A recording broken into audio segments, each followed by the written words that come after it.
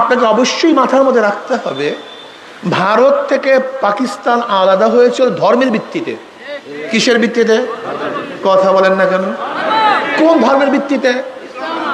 কাজী পাকিস্তান অন্য কাউর দেশ নয়, পাকিস্তান মুসলমানদের দেশ।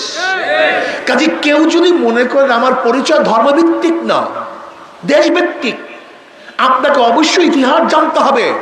আপনি যেই ভূখণ্ডে বাস করতেছেন, এই ভূখণ্ড হলো দেশভিত্তিক পরিচয় নয়, বরং ধর্মভিত্তিক পরিচয় সৃষ্টি করেছে। এটা মুসলমানদের দেশ। ইসলামী আন্দোলন বাংলাদেশ বেতাকি উপজেলা শাখা কর্তৃক আয়োজিত আজকের গণসম্মেলনের সম্মানিত সভাপতি, শ্রদ্ধাভাজন ওলামায়ে কেরাম, নেতৃবৃন্দ, সকল স্তরের ইসলাম প্রিয় দেশপ্রেমিক ভাইয়েরা আমার, ইসলামী আন্দোলন বাংলাদেশ কি ও কেন এ সম্পর্কে কিছুটা হলেও আমাদের ধারণা থাকতে হবে। ইসলামী আন্দোলন বাংলাদেশ শুধু দেশ পরিবর্তন, দল পরিবর্তন এবং নেতা পরিবর্তনের সংগঠনের নাম নয়। ইসলামী আন্দোলন বাংলাদেশ বিশ্বাস করে শুধু দেশ, দল এবং নেতা পরিবর্তনের মাধ্যমেই মানুষের শান্তি আসতে পারে না। উদাহরণস্বরূপ, ভাই আপনি বসেন তো, ভাই বসেন, আপনি বসেন, ভাই বসেন,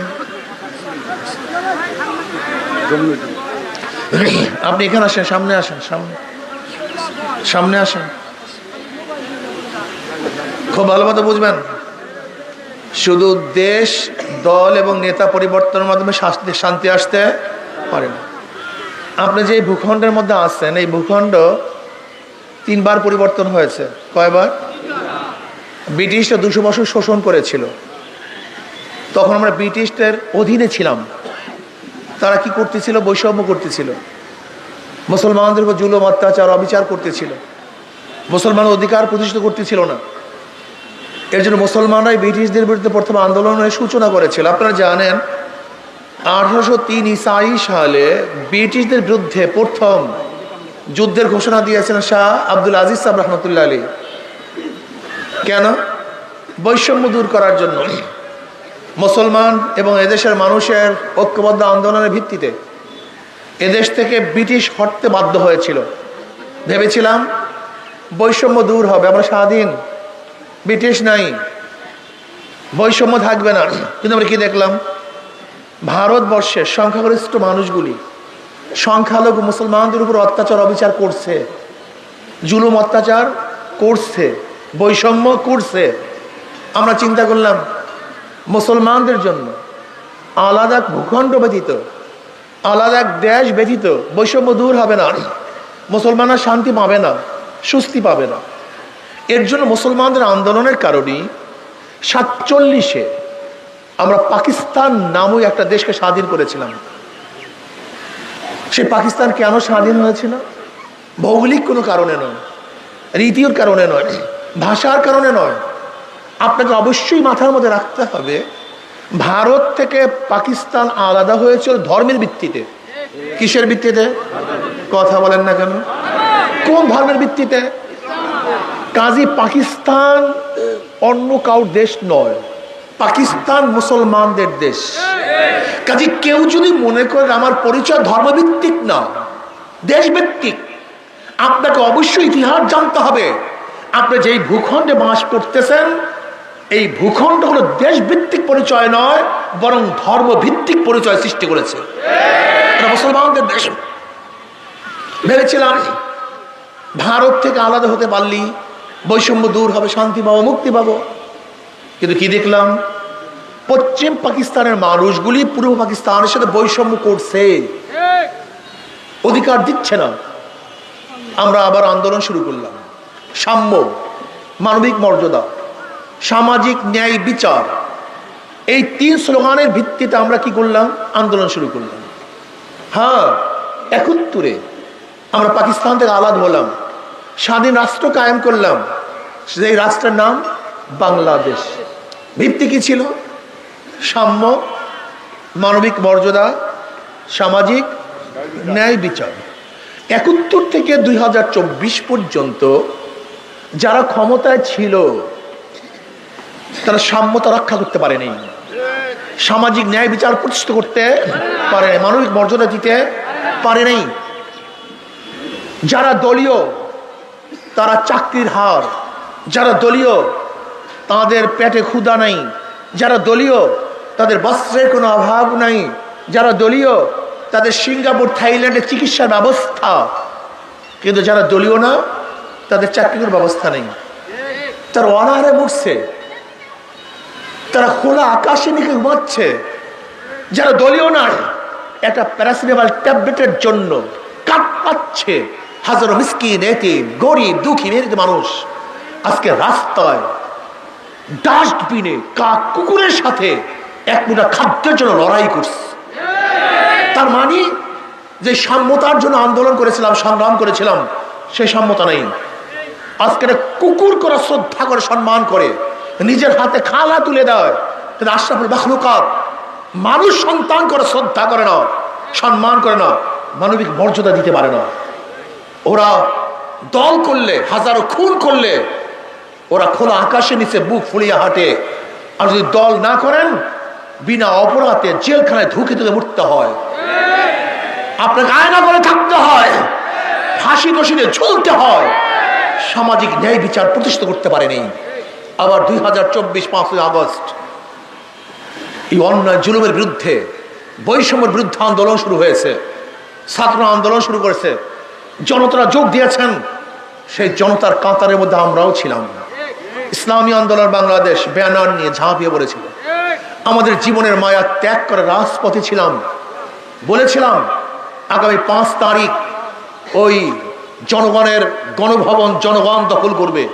আল্লাহকে কৃষ্মা বলেছিলাম 4 তারিখ, কিন্তু আল্লাহ সে 5 তারিখ সেটা বাস্তবায়ন করেছেন। কৃষ্মা 1 বছর আগে আঘাত করেছিল, মাত্র 1 বছর আগে বলেছিলাম আল্লাহ এই 2 চোখে যেন ওদের পতন দেখি। 1 বছর আগে, আর আল্লাহ পাক সেই 1 বছর পরে সেটা বাস্তবায়ন করছেন। এটা আল্লাহ পাকের কৃষ্মা, এটা আমার কারণে নয়, এটা আল্লাহ পাকের কৃষ্মা। জালেম থাকতে পারে নাই, জালেম থাকতে পারে নাই।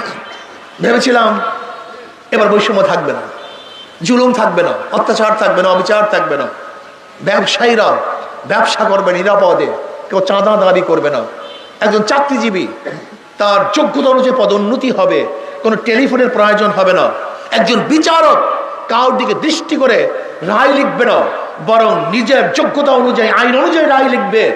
ভেবেছিলাম মানুষ রাস্তাঘাটে নিরাপদে চলাফেরা করতে পারবে, যেখানে থাকবে না জুলুম, অত্যাচার, অবিচার, দুর্নীতি, সমস্ত মানুষ তার অধিকার নিয়ে বাঁচতে পারবে।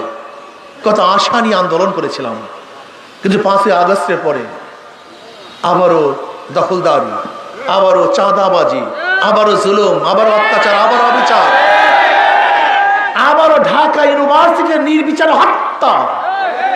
এই দেখার জন্য আন্দোলন করেছিলাম না, আমাদের আন্দোলন সাকসেস হয়নি। আমরা আমাদের ভাগ্যের পরিবর্তন করতে পারিনি। এর কারণটা ভাইয়ার আমার, আমাদের শায়খ মুর্শিদ নব্বরাল্লাহু মারকাদা অনেক আগেই বলে গিয়েছেন, মাদার গাছ লাগিয়ে আমের আশা করা যায় না, তেঁতুল গাছ লাগিয়ে মিষ্টি ফলের আশা করা যায় না, চোর ডাকাত বদমাশদের মাধ্যমে চুরি বন্ধ হয় না, দুর্নীতিবাজদের মাধ্যমে দুর্নীতি বন্ধ হয় না। আমি বারবার বলি, একজনের নাম এ, একজনের নাম বি, একজনের নাম সি।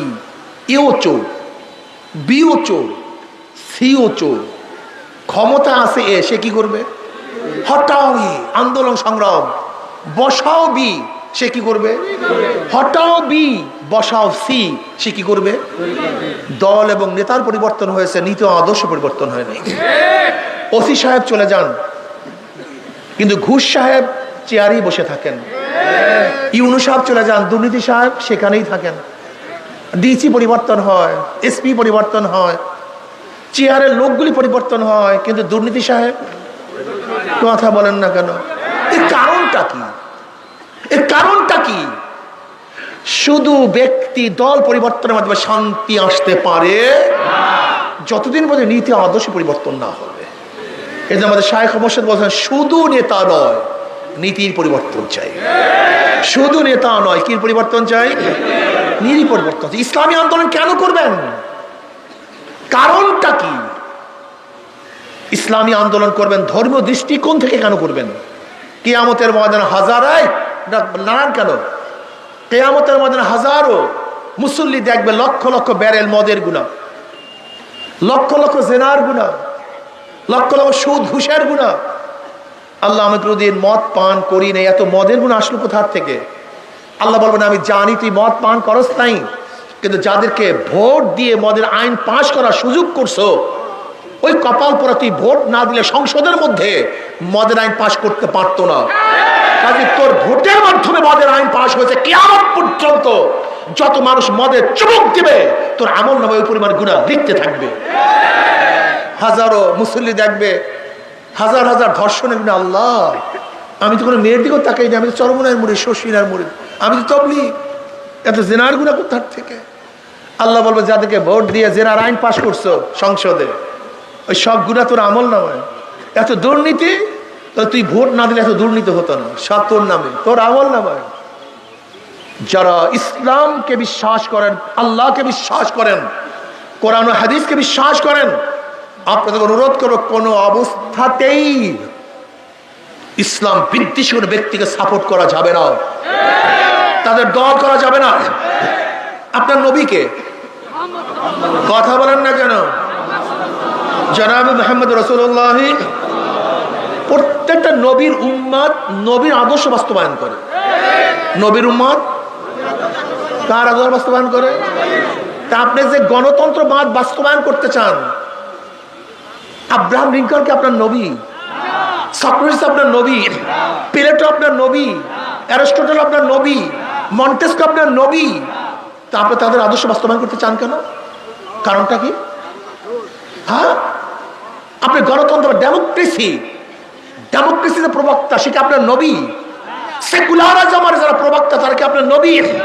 যদি তারা আপনার নবী না হয়ে থাকে তাহলে আপনি কিভাবে তাদের আদর্শ বাস্তবায়ন করতে চান? না, আমার নবী জনাব মুহাম্মদ রাসূলুল্লাহ সাল্লাল্লাহু আলাইহি ওয়াসাল্লাম, আমি তার উম্মত। আমি আমার নবীর আদর্শ এবং নীতির বাহিরে কারোর নীতি আদর্শ বাস্তবায়ন করতে পারি না। তা বলতে পারেন হুজুর হিন্দুরা কেন করবে ইসলামী আন্দোলন, খ্রিস্টানরা কেন করবে? দুনিয়াতে শান্তি পাওয়ার জন্য, মুক্তি পাওয়ার জন্য। ইসলামের বাহিরে কোন নীতি আদর্শ কাউকে শান্তি দিতে পারে, মুক্তি দিতে পারবে না, সম্ভব না। আপনারা দেখেছেন 5ই আগস্টের পরে বাংলাদেশের প্রায় হিন্দুদের মন্দিরগুলো কারা পাহারা দিয়েছে? ইসলামী আন্দোলন বাংলাদেশের লোকজন, এদেশের মুসলমান, আলেম ওলামা।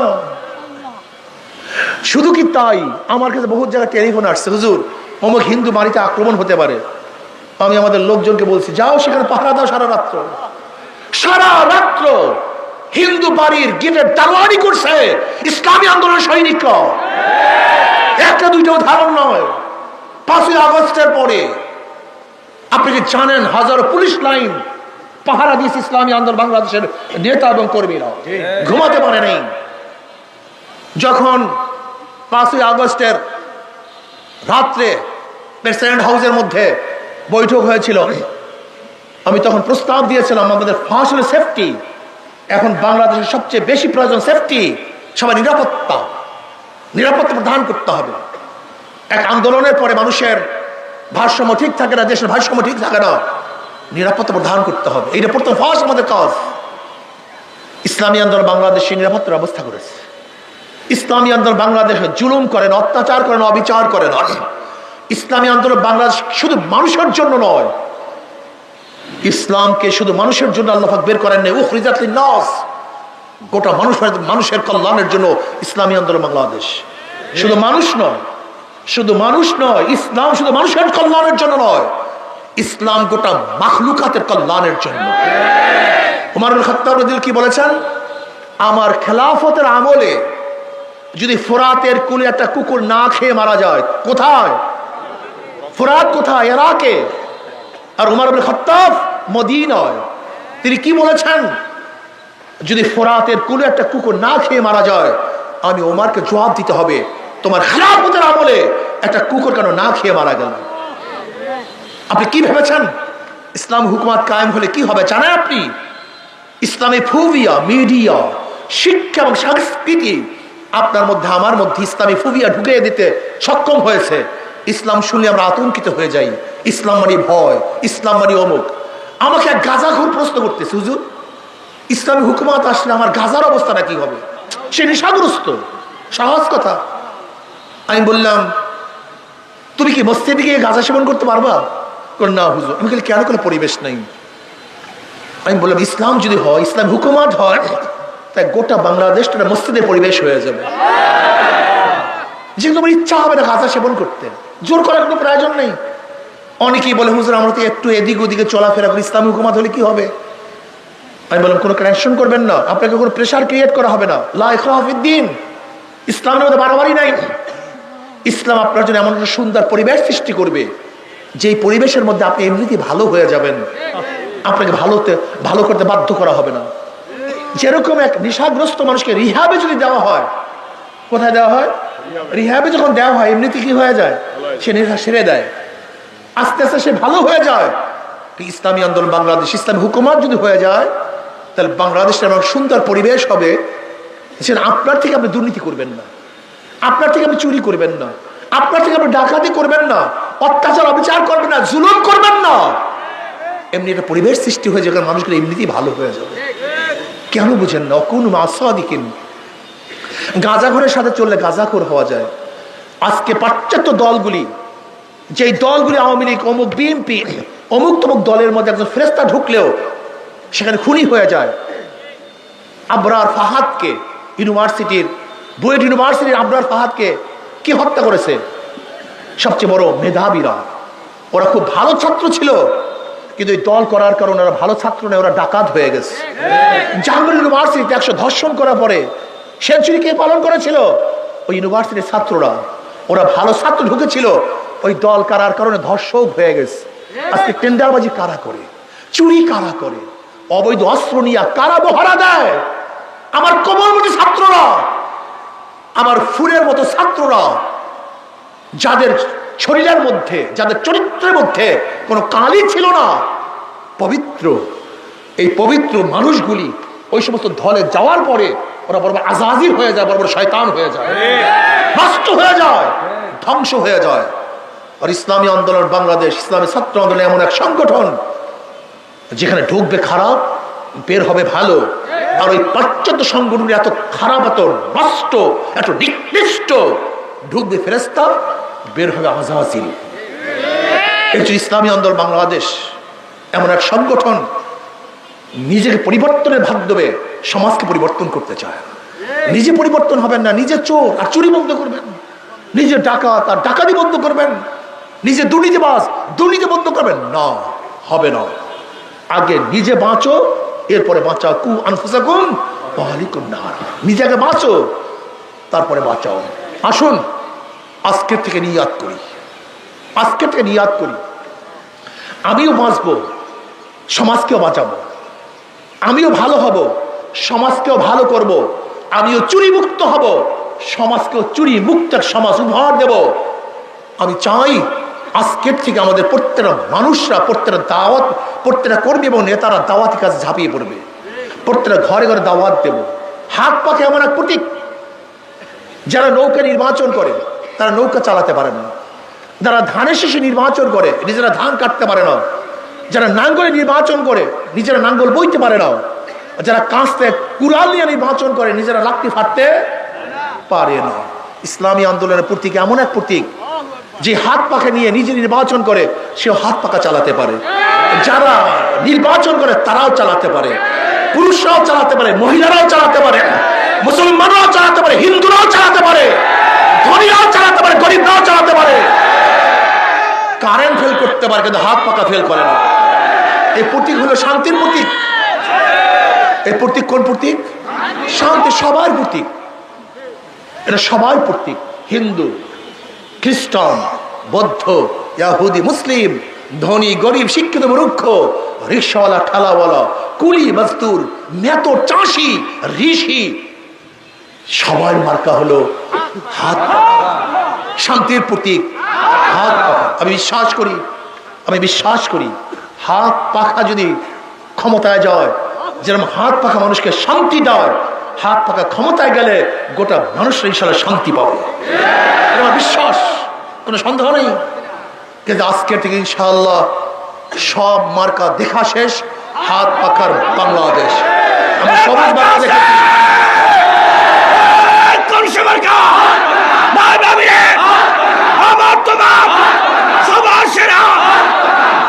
দেখেন বোঝার চেষ্টা করুন। ডিজিটাল বাংলা দেখেছি, স্মার্ট বাংলা দেখেছি, সবুজ বাংলা দেখেছি, সোনার বাংলা দেখেছি, কোনো বাংলায় শান্তি দিতে পারে নাই। এবার ইনশাআল্লাহ কোন বাংলা রাখবো? ইসলামী বাংলা। কোন বাংলা? ইসলামী বাংলা। সমস্ত নেতা দেখা শেষ, জনাবে মুহাম্মদ রাসূলুল্লাহ সাল্লাল্লাহু আলাইহি ওয়াসাল্লামের নেতা, সে আমাদের সবাই নেতা, আমার নেতা, তোমার নেতা, বিশ্ব নবী মুস্তাফা নবী আলাইহিস সালাতু ওয়াস সালামের নেতা মেনে আল্লাহর কর্তৃত্ব, আমার নবীর নেতৃত্ব, আল্লাহর কর্তৃত্ব, আমার নবীর নেতৃত্ব যদি ইনশাআল্লাহ প্রতিষ্ঠিত করতে পারি, তাহলে দেশের মানুষ শান্তি পাবে, মুক্তি পাবে। আসো যারা মুসলমান, কমপক্ষে কপাল পরা মুসলমান, তোমার নবী জনাবে মুহাম্মদ রাসূলুল্লাহ সাল্লাল্লাহু আলাইহি ওয়াসাল্লাম তার আদর্শ বাস্তবায়নের জন্য আজকে থেকে ঝাঁপিয়ে পড়ো। রাজি আছি ইনশাআল্লাহ? কে কে রাজি আছে? দুই হাত তুলে নারায়ে তাকবীর, নারায়ে তাকবীর। আল্লাহ আমাকে, আল্লাহ আমাদের সবাইকে, আল্লাহ আমাদের সবাইকে কবুল করে নেন। ইসলাম হুকুমত কায়েম করার চেষ্টা করার তৌফিক দান করেন। আগামী দেশ হবে ইসলামী দেশ, আল্লাহ সেই ইসলামী দেশ দেখার তৌফিক দান করেন।